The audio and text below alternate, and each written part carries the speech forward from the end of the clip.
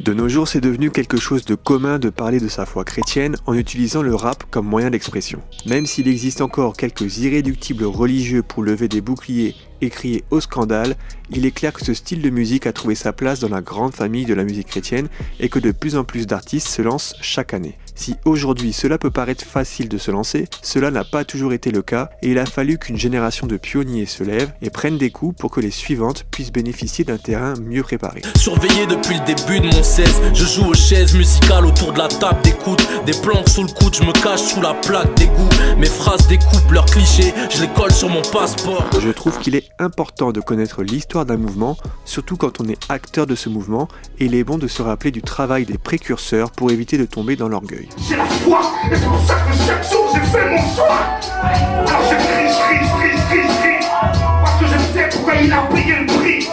Et chaque jour je te dis, c'est mon appui. C'est en 2011 que j'ai commencé à me pencher pleinement dans le milieu du rap chrétien, et des chrétiens qui rappent, choisissez l'appellation qui vous convient. Ne m'en voulez pas si j'oublie de mentionner des personnes, et d'ailleurs vous pouvez vous aussi participer en commentaire en mentionnant des pionniers du rap chrétien. Je ne vais pas vous mentir, quand j'ai commencé à écouter ce genre de rap, je n'ai pas été tout de suite convaincu. À une époque où le son Dirty South était à la mode et où la trappe commençait à devenir populaire, c'était franchement difficile d'accrocher.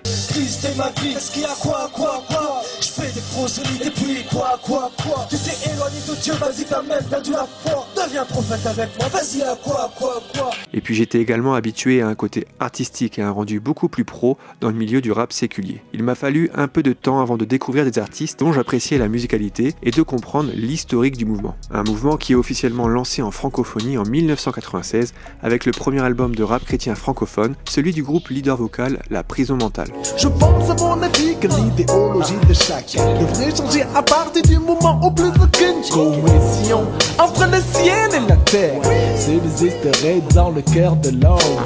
Je n'ai que peu d'infos sur les rappeurs qui ont œuvré entre 1996 et 2006. Par contre, ce que je sais, c'est que ces premiers rappeurs ont dû faire face aux insultes et au rejet des religieux qui ne voyaient le rap que comme un outil du diable pour la propagation d'un message de haine, de violence et de mauvaise vie. Les adeptes chrétiens du rap ou encore du hip-hop sont en fait au service de Satan qui joue de leur ignorance pour infiltrer l'église sans résistance. Le mouvement rap chrétien sous l'étiquette gospel urbain a commencé à réellement se développer et à s'unifier au début des années 2000 grâce au label Battery Sound du chanteur Pierrot Battery. Pour de fois, les difficultés te feront abandonner.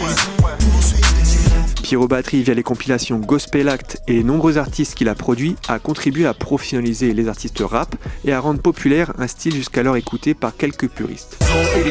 Non, j'ai pas besoin de ça. De l'amour et de la paix, j'ai besoin de ça. De la drogue, non, j'ai pas besoin de ça. Du self-control, ok, j'ai besoin de ça.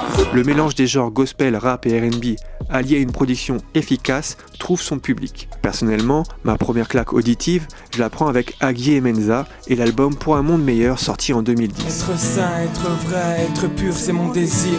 Suivre le chemin de vie qui se dessine. Je veux marcher dans tes pas, être le reflet de la sagesse. Je veux me nourrir de ta parole, être un fruit pour cette jeunesse. Je découvre ce duo par l'intermédiaire de la compilation Gospel Act 4 avec le morceau La vie est belle et son sample de I Got Love de Ned Dogg. Ensuite, je découvre le groupe Premier Rempart dont j'appréciais l'énergie et la personnalité de chaque MC. D'ailleurs, Prince Kamer et 3XL, anciennement Psychose, sont toujours à l'œuvre aujourd'hui. Dernier rempart, crie pas nos noms sous les néons. Pourtant toujours le nom d'Aïssa que je proclame car tout le reste est néant. Plus j'écoutais ces artistes et plus j'avais envie d'en découvrir de nouveaux. Une époque où les plumes sont vraiment très affûtées. Des artistes comme Almeida, anciennement charismatique. Pas parce que je connais pas la street, la trim, ouais je connais ça, pas de monnaie sale. Je m'en sortirais sans griller trop de peu ça, donc gros laisse ça. Laskinson laïcien. Il faut que tu t'habitues à voir nos têtes, car nous sommes créditeurs depuis que j'ai su à payer nos dettes. J'arrive comme un ovni dans l'industrie du rap. C'est en Dieu que j'investis, c'est la véritable énergie du rap. Le Marseillais Daddy Flow, anciennement MC évangéliste. Exactement, c'est ce que nous subissons, tués pour notre foi alors que d'autres tuent pour l'imposer. Nous sommes à l'opposé de ces gens qui se disent soumis à Dieu, croient détenir la vérité, la propageant avec les crimes aux dieux. Déplacez-vous dans ces régions, le christianisme est l'objet des sévices. Durant depuis des décennies, ils croient rendre service fils. Nous avons tous que vous êtes au courant. Si vous saviez que c'était la base, que la France se trouve sur le carreau. Joe Ross. Trappe la paix en attendant que mon heure sonne. Et puis, t'as des frissons, je constate que ça détonne. Bombe lyricale devant ou par derrière la caméra. Je me garde des rues, je chétane, je l'envoie des kamehameha. Ou encore Raph de Flow porte haut le mouvement. Laisse-moi t'expliquer, osons même m'impliquer. Pas toi d'être bleu, moi je marche dans la vérité. Toi tu es sincérité dans mon cœur. Putain de pleurer parce que je ne suis plus sur les points même de mon cœur. Pour ceux qui voudraient avoir un condensé de ce qu'il se faisait de mieux à cette période, je ne peux que vous conseiller d'écouter le morceau Dieu le Boss, qui est une reprise du morceau Panam Boss de La Fouine. On y découvre, entre autres, le rappeur Be Right, qui lâche un couplet vraiment terrible. Premièrement, la vie c'est comme un freestyle du créateur de deux. La venue de Jésus-Christ en forme humaine est la plus lourde des punchlines de Dieu. J'ai dans mes projets de sortir un documentaire avec des images d'archives et des interviews. Je trouve que c'est important pour la culture et pour faire progresser le mouvement, et donc le message derrière, que de créer du contenu qui en parle. Comme je l'ai dit en début de vidéo, n'hésitez pas à ajouter en commentaire des détails sur l'histoire du rap chrétien francophone et des noms de groupes ou de rappeurs qui vous ont marqué. Cela me servira sûrement pour le documentaire. Je louerai l'Éternel de tout mon cœur. Vous pouvez bien sûr donner de la force à ma chaîne en vous abonnant et en lâchant des gros pouces en l'air sur la vidéo, je compte sur vous. Merci d'avoir regardé la vidéo jusque là, je vous donne rendez-vous prochainement, à bientôt, ciao.